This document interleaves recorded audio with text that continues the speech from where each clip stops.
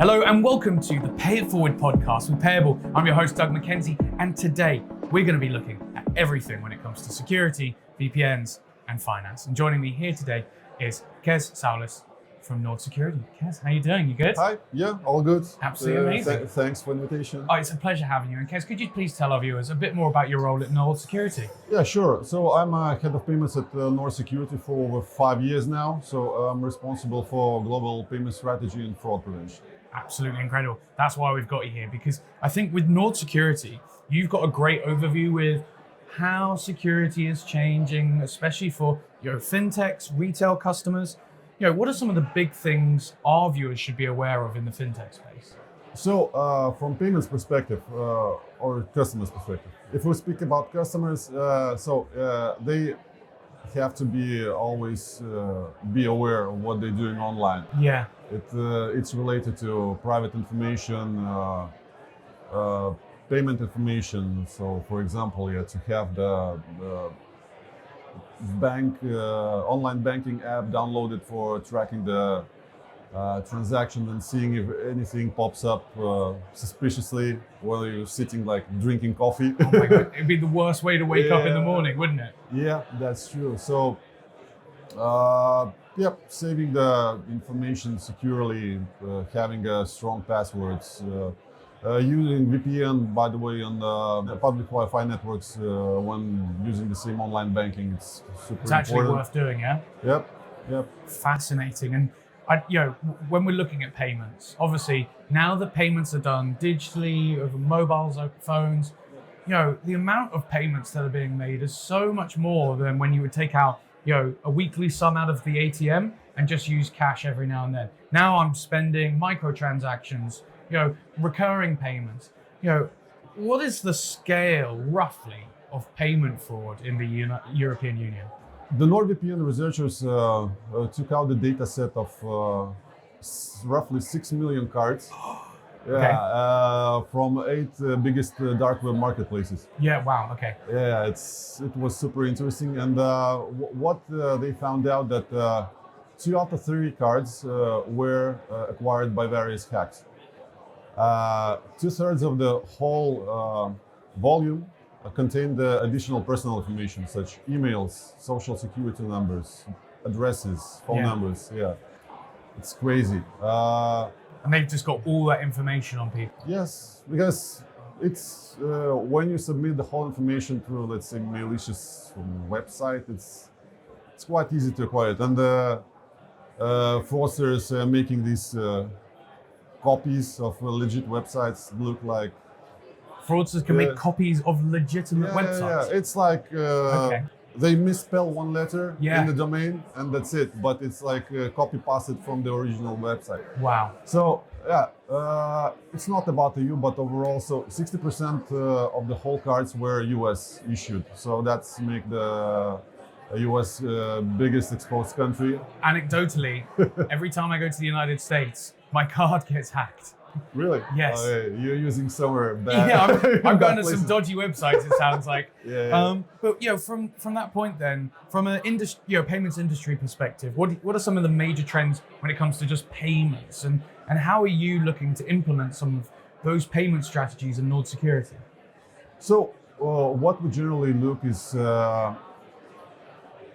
what are the big trends in the payments landscape. So it might be some updates from PSPs on the upcoming or rising payment options in some very different markets. It might be other merchants' experience, because maybe someone was faster and implemented some solution and they have already some knowledge. We look over also like digital platforms like yours for the news and updates.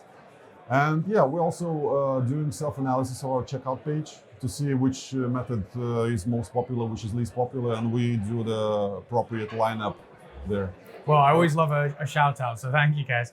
Now, one thing I want to understand is, I think a lot of, maybe demographically, younger people are very aware of VPNs. Everyone's got a VPN. I know a lot of the crew use NordVPN, for instance, as well.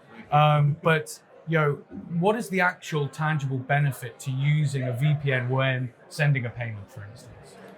So basically, the VPN is like a secure tunnel Yeah. where data comes through. And if you will try to take it and hack from outside, it will be gibberish. So your information goes securely. It's not possible to utilize it elsewhere. I mean, but only by you. And yeah, younger generation, they are using VPN. So what I would point out from NordVPN perspective, so we have a service called Threat Protection. It helps to scan for malware during downloads and block malicious websites. And we also do have a dark web monitor. It's helps you to stay aware if your credentials were exposed somewhere on dark web marketplaces. Oh, you can get an alert for that. Yeah. That's incredible. Now, I imagine your customers are quite tech savvy. You know, if you know you need a VPN, you at least have some kind of tech literacy. What are some of their payment demands when, for instance, they come, they're like, I need to get out a subscription with Nord. I want to pay this way. What do you see often that maybe other industries don't?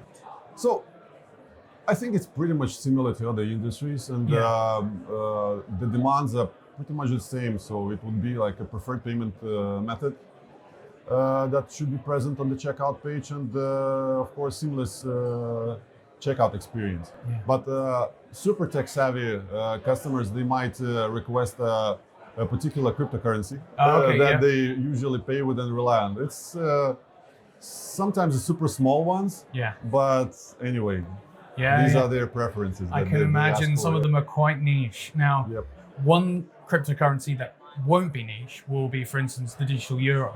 Yes. Or the digital pound. Do you think CBDCs are going to have an offering? Are you going to start offering them when they hit nationwide effectively?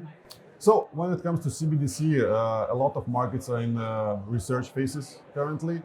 As for the EU, it's preparation phase that started last year's November, and it will last for 2 next years. So then the second preparation phase, which will last 2 more years. Oh, okay. So we're going to be way down the line then. Also merchants will depend on the providers who will be able to process the CBDC. So from our current standpoint, we are keeping a hand on the pulse. Yeah, nice.